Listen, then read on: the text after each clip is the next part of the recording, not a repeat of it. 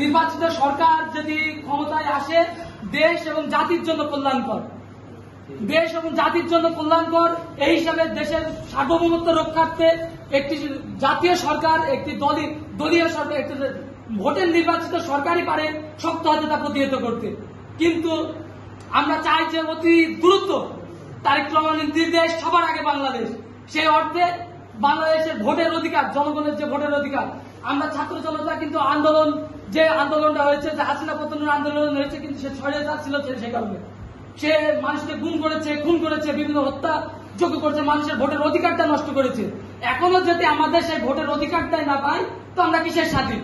আমরা স্বাধীনতা পেয়েও কিন্তু আমরা পরাধীন। আমরা ভোটের অধিকারের জন্য কিন্তু আন্দোলন করেছি। ভোটের অধিকারই হচ্ছে মৌলিক অধিকারের ভিতরে পড়ে ভোটের অধিকার।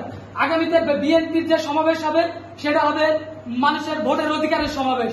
আগামীতে যে বিএনপি সমাবেশ হবে মানুষের মানে মৌলিক অধিকারের সমাবেশ।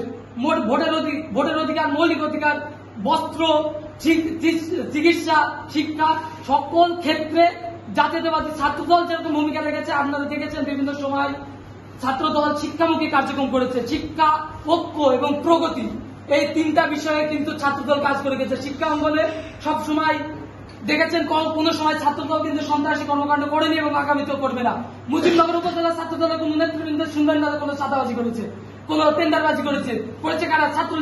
ছাত্রলীগ এবং এইসব তাদের পেতাত্তারা, এবং তারাও এখন কিন্তু ছাত্রদলের নামে তারা ইমেজ নষ্ট করার জন্য তারা বিভিন্ন রকম কর্মকাণ্ড করছে। সেগুলো কিন্তু বাংলাদেশ জাতীয়তাবাদী ছাত্রদলের সকল নেতৃবৃন্দ তা প্রতিহত করবে ইনশাআল্লাহ।